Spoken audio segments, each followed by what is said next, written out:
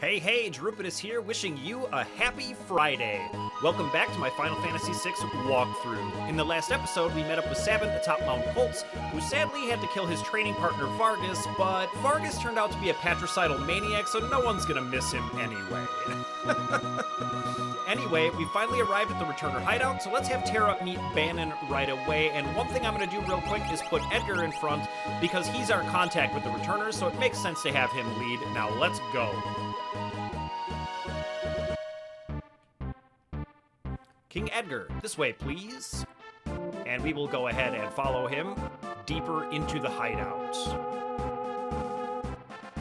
Now, there's a lot of stuff to find in here, but we're just going to go ahead and go straight to meet Banon. There he is right there, but let's grab this treasure box. First, we'll take a potion, and what does Banon have to say? Edgar says, Banon, we brought the girl with us. Banon says, is she the girl who can talk to espers? And Terra replies, espers?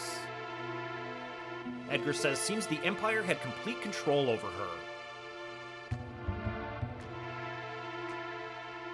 Banon says, carrier pigeons brought word that she wiped out 50 of the Empire's best soldiers in a few minutes. And yeah, we've heard that rumor before. But Terra says, that's a lie. Locke goes over to check on her. Terra! And Edgar says, Banon, she doesn't remember anything. Banon says, stay where you are. Perhaps you've heard this story. Once when people were pure and innocent, there was a box they were told never to open. This is, of course, Pandora's box we're referencing here, but one man went and opened it anyway. He unleashed all the evils of the world: envy, greed, pride, violence, control. All that was left in the box was a single ray of light: hope. We now confront those evils. And you are that last ray of light, our only hope. Edgar says, Banon. And yeah, Banon is being pretty intense right now, but he's not wrong. Terra is kind of the only hope of putting up any resistance to the Empire whatsoever. Banon says, I'm so tired. Let me rest a while.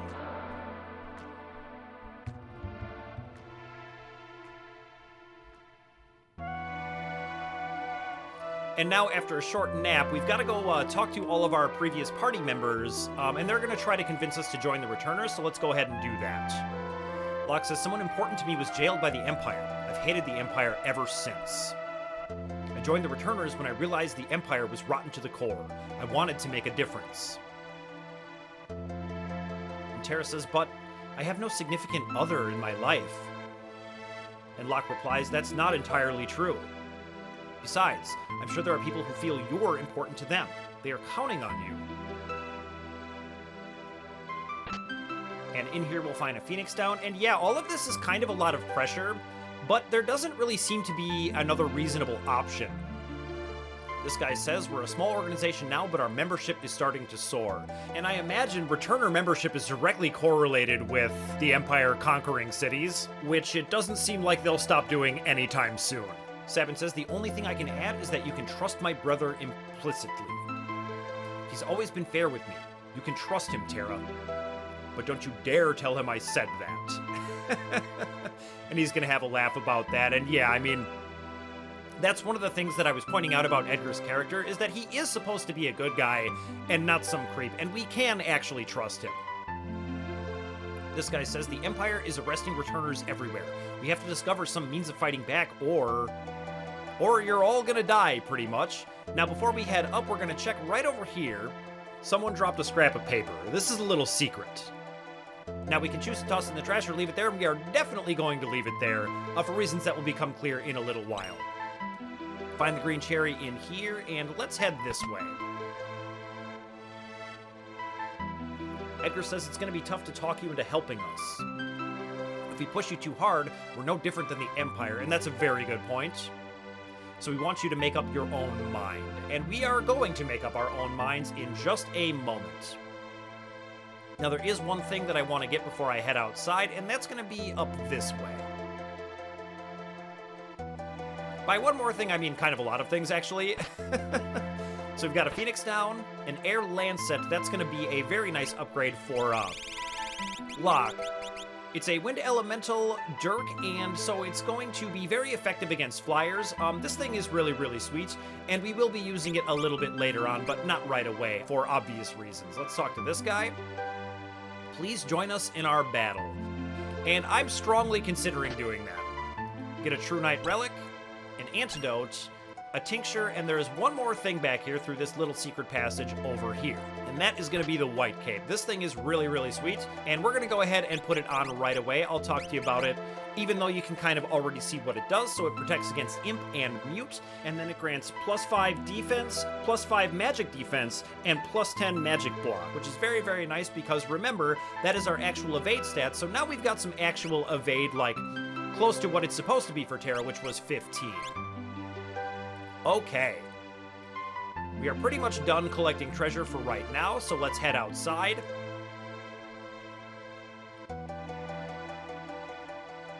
And this guy says, Banon, he went outside a moment ago. And we're going to go talk to him. But not right away. First, I want to show you something that maybe you've never seen before.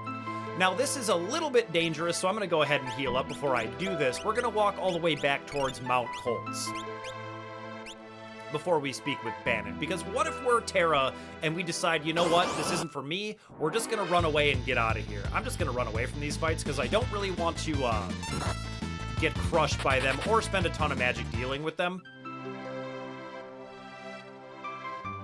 And I did say in the very first episode that we're gonna get all cutscenes, and this counts as one in my mind.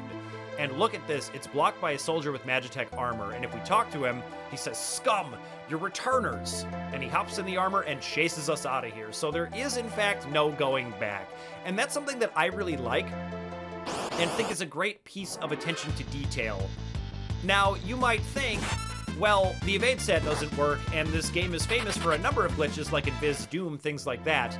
But I think this game shows a lot of attention to detail where it matters, and that's with scenario writing and surprising and delighting your player when they make weird decisions.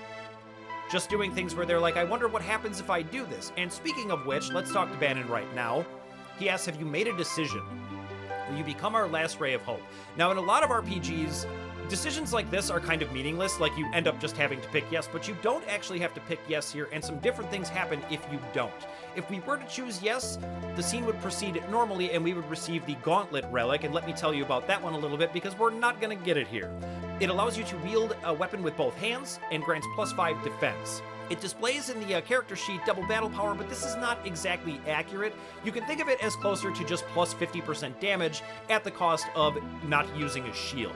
But we're going to say no, because Terra is not feeling sure that she actually wants to do this. So let's choose no in the spirit of role-playing a little bit. And he says, I see, and looks very disappointed. Now, if you come back inside, we can actually head up here and talk to this gentleman right here. He says, I understand your unease, but even as we speak, innocent lives are being lost. Please, we need your abilities. This relic will keep you safe.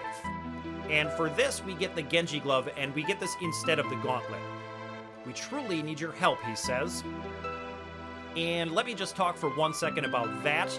So we could have gone back outside and told Banon yes, and gotten the Gauntlet and things would proceed normally. If we talk to that guy, we get the Genji Glove. If we say no here a second time, the same options are true. You can come back and say yes, get the Gauntlet, or go talk to that guy. And if you say no a third time, Banon himself will give you the Genji Glove, but you'll skip the following scene. But we're not going to do that because I want that scene.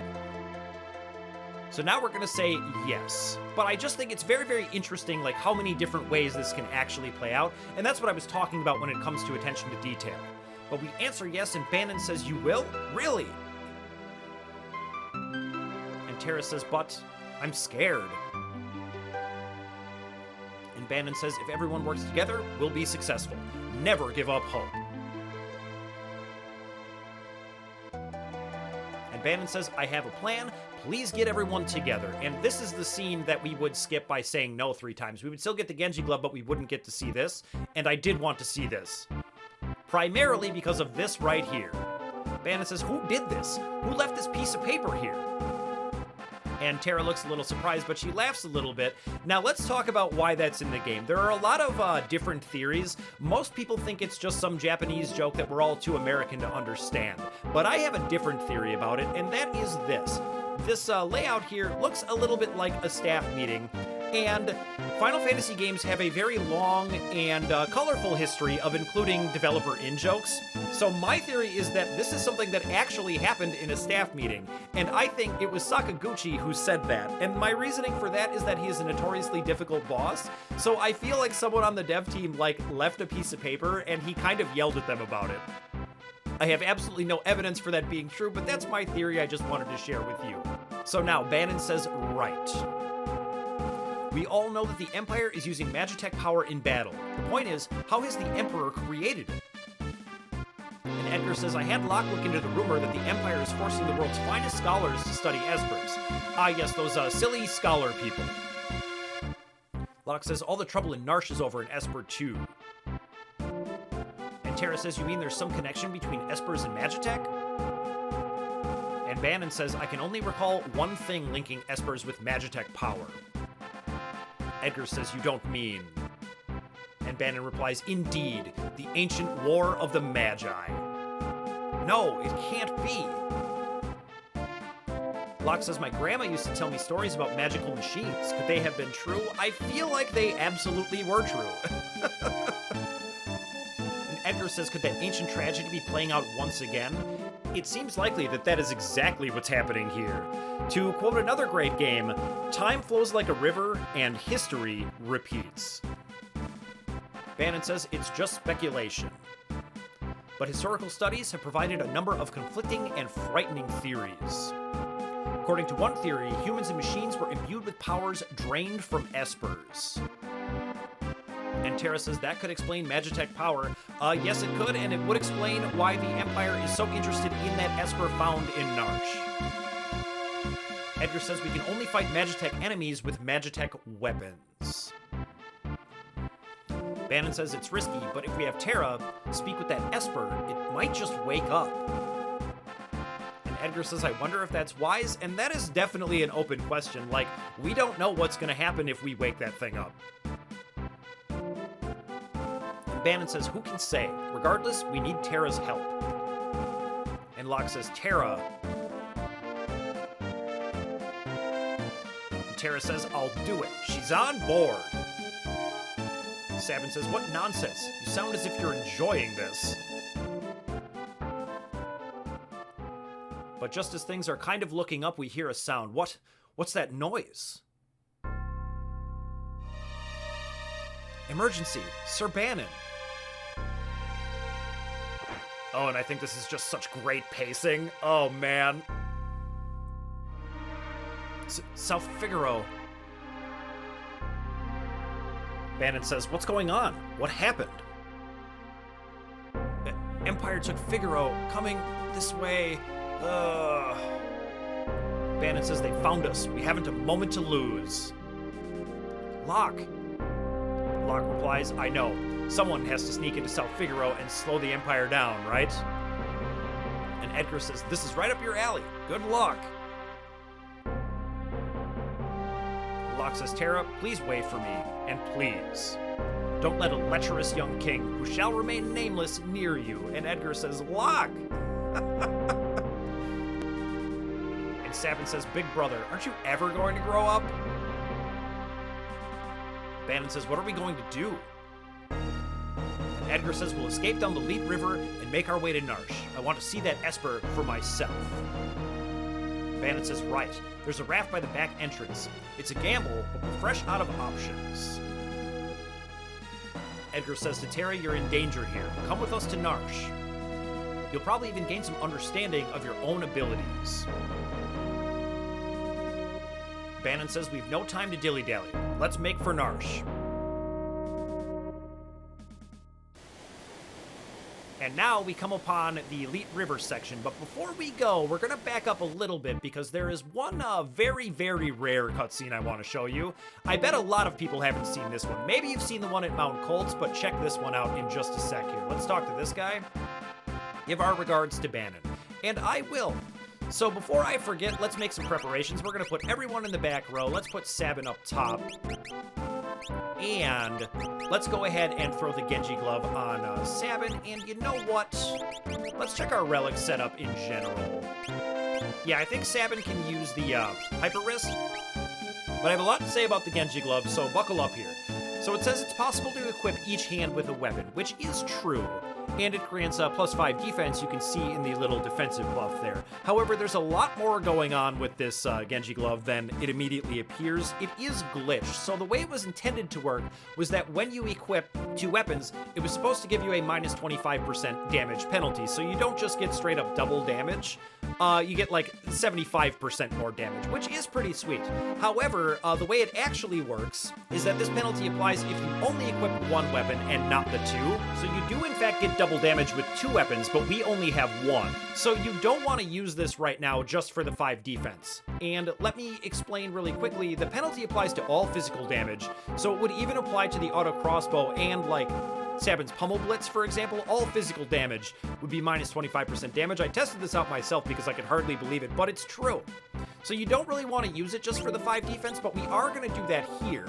And the reason for this, I'm actually going to put his leather hat back on. The reason I'm going to do that is because I'm just going to be spamming Aura Bolt with Sabin. I'm not going to be using any physical damage. The penalty does not affect Aura Bolt, so that's why we're going to do that. So let's go grab this cutscene and get to the Lete River so I can shut up for a minute here.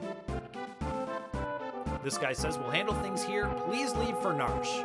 And if we hadn't gotten the cutscene at Mount Colts with Terra by herself before now, we could go get it right now as well. This guy's just moaning in bed. But if we step over here... Wah! The Empire's invading! Oh!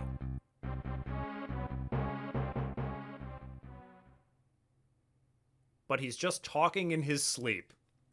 And I like that because it gives you a little bit of a scare, like, should I have left already? And it's a very, very rare cutscene where you have to step in a specific place, and it sort of characterizes the Empire as being really scary, like that person is literally having nightmares about it. Now, before we head out, we're going to want a free full heal, so let's take a quick nap, our second nap in the Returner Hideout, in fact.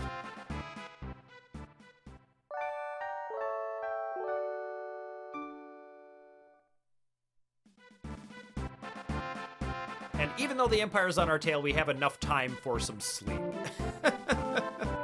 Now I think it's time for us to get to the Lete River.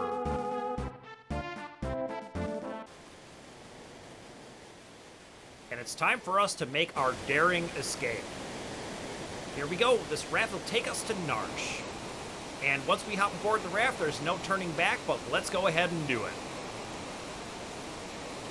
Head towards Narshe, but protect Banon at all costs. If Banon is put on a commission, your journey's over. So we have one thing to do and one thing only, and that is to keep Banon alive. Now there are a few set encounters on here. None of them are particularly bad, as long as you're using your skills to the best of your ability. And Banon has a very helpful one called Health, which is just basically a full heal for the entire party, or something close to. And while we're kind of going through the river and dealing with these encounters, mentioning skills seems like a reasonable thing to do, so you'll notice that we're pretty much only ever using skills. The fight command in this game is actually pretty underpowered, and you rarely use it. I really actually like that, although I think it's maybe a little bit imbalanced, and let me explain why right after this. So now we have a choice. We can go straight, left, or right. Now, if we pick left, there will be 3 possible fights, but you can possibly hit 0, which is the best option. If you hit straight, you can get 5 possible fights, 2 of which are guaranteed, and if you pick right, there are 3 possible fights with 1 guaranteed. So we're going to go ahead and pick left. We're just definitely going to get 3 fights here. There's just no question about it.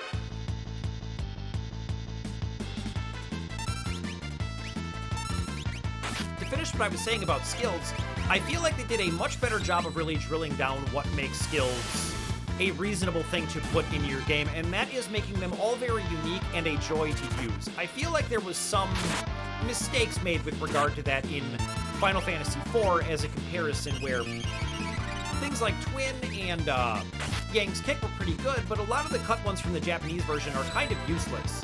They do random things, sometimes have a 50% chance of succeeding, stuff like that. Whereas in this game, they're just super fun to use. You just use them all the time. And they add to the character's development and make them more memorable. It makes you really feel like they belong to the class they're supposed to be part of. Sabin being a monk, Edgar being an engineer, Terra being a mage.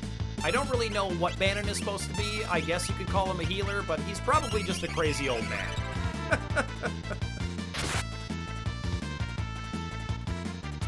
Someone in my comments section gave some really good information about the blitz techniques, and that is that you don't actually have to roll them, like I said, like a fighting game. It does work if you do that, but you can, like, for example, Aura Bolt is roll from down to left. You can just hit something like down, down, left, and they will still come out. Which should help you with consistency, but sometimes blitzes are still confusing that way. Because it's supposed to be analogous to, like, for example, a Street Fighter Fireball, you might wonder if you get back attacked, am I supposed to roll to the right, like to make the fireball point at the enemy? But no, they're just always the same. But it is definitely a confusing mechanic that confuses a lot of new players, so I can see why they were so thorough when it comes to doing the Pummel tutorial, like explaining it to you 4 times in a row. But even so, Pummel's not a great tutorial because the other ones work sort of differently. If they had just kept it mechanically consistent and made them all just direction, direction, direction, rather than trying to fit in the fighting game thing, I think it would have been a little bit easier for newer players to grok it, so to speak. Either way, though, I'm an absolute fighting game professional, so I am never going to miss a blitz. I'm going to guarantee that right now. I suppose I can mention these pterodons are kind of dangerous if you don't kill them fast enough. On the 3rd round, they'll do a fireball attack, which can be quite a bit of damage if you're not being careful. But we've got our Aura Bolt, so we're going to have no problems whatsoever.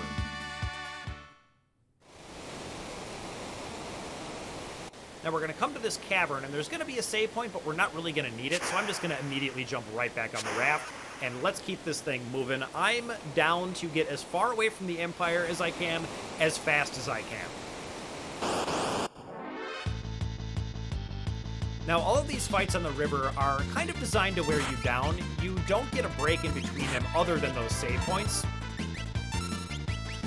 But as long as you're just using health every turn with Banon, you're going to be just fine.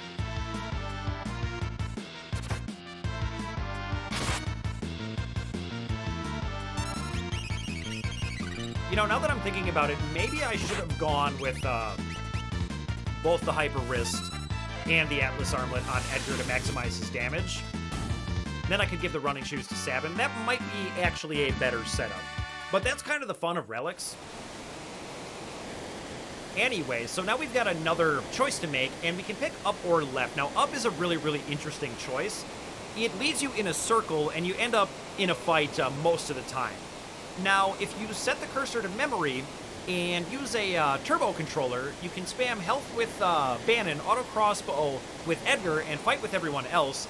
And if you just let it go like that and leave it overnight, you can be absurdly over-leveled. And funny story, the person I bought this cartridge from did exactly that. Like, I opened up the save files, and I saw a save file that had like a level 56 Banon in it, and I was like, what the?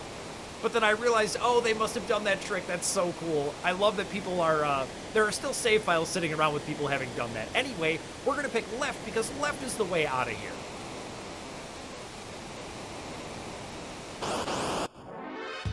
One more fight with a couple of these mildly dangerous pterodons, but our technique is not going to change, and neither will our results. We're going to win this fight just fine.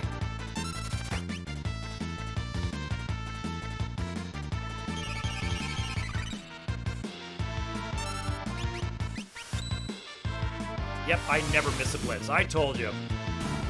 No incorrect blitz inputs for me.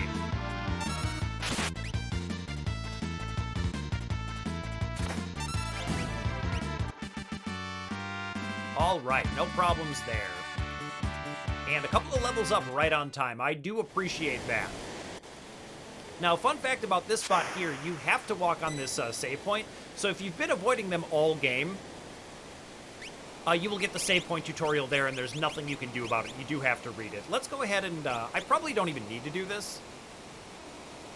Yeah, you know what? Let's not use a tent. Let's just get in there. Like the pro gamers we are.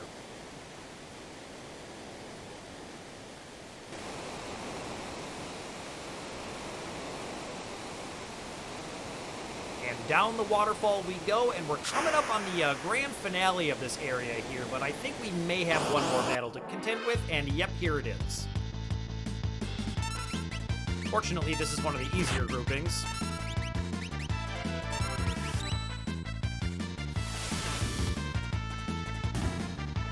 I don't mind these guys so much at all.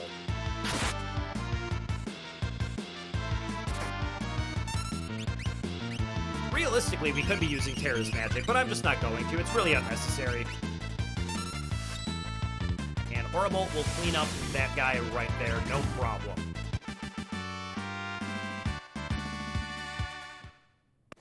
All right, are we home free? What's going on here? What? What is it? I'll tell you exactly what it is. It's Ultros. Whee! Game over. Don't tease the octopus, kids. Now, Ultros is kind of the best. He's basically a comic relief boss with a very big personality. Youch! Seafood soup. And I assume that's because we're, like, boiling the water around him or something. And as funny as he is actually pretty dangerous. You'll see in a round or two that he has a tentacle attack that is very, very strong for this point in the game. Delicious morsel, let me get my bib. And here's the tentacle attack. Bam, 110 damage. That is quite a bit. Fortunately, we have a health coming down the pipe. And that is basically what you want to be doing. He's going to repeat the same text every time we cast fire on him, and we're going to have to do that a couple of times here. Fortunately for us, that dark status ailment doesn't really do anything. And we've got to deal with about 3,000 damage here, so we've kind of got our work cut out for us. So let's keep plugging away. Muscleheads hate him. There's the tentacle on Sabin. Hopefully that extra 5 defense helped, but it's hard to tell. But it's worth noting that if you get even a little bit low, have Terra help Banon keep everybody's HP high with a cure spell, but you probably won't need to. Although you can get very, very unlucky right at the end here. Ultros can do a full group tentacle attack and then immediately follow that up with another one on Banon, which would cause you to immediately lose the fight. So we'll see that in just a second, and keep our fingers crossed. Oh, no problems there. All right. That's all, friends. And Sabin says, I guess we thrashed it. And you can tell from this scene he's supposed to be comic relief for sure. Edgar says, don't bet on it. It's probably just hiding from us. Terra goes, ew! Something stuck to my leg! I hope that's not one of his tentacles. Yikes. Edgar says, Terra, over here! Banon says, it's all right now. But Sabin's not done. Watch out! I'm gonna hit it with a blitz. And Edgar says, no, Sabin! Sabin says, don't distract me, brother. And he's gonna leap off the raft and go after the octopus. Edgar says he's always been a tad zealous. Terra says, Sabin! Banon says, don't worry about him. And Edgar says, are you sure he's okay, Banon? And Banon replies, you should know better than any of us. Any moment, he'll flop right onto the raft. And there he goes, but he does not flop onto the raft. He goes flying through the air saying, what the? Edgar says, seems a little too perky, and I assume he's referring to Ultros there? Ha! Terra says, Sabin! And Edgar says, Sabin! They both cry out for him because, he's not coming back. Take care of yourself. Sabin! And there he goes floating away, and we float the other way. And now, Edgar and Terra race towards Narshe while protecting Banon. But what about Sabin, who was swallowed by the raging waters? And how is Locke faring after having penetrated the Empire's defenses in South Figaro? Is all going according to plan? I mean, so far, not really. Choose a scenario. Coupeau. And this is just the coolest thing to me. We have 3 different scenarios we can choose from, and it doesn't actually matter particularly which order you do it in unless you want to be like super finicky about gear considerations. But we're gonna choose a scenario next time because I'm all out of time for today. So thank you so much for watching, and I will see you next Final Fantasy Friday.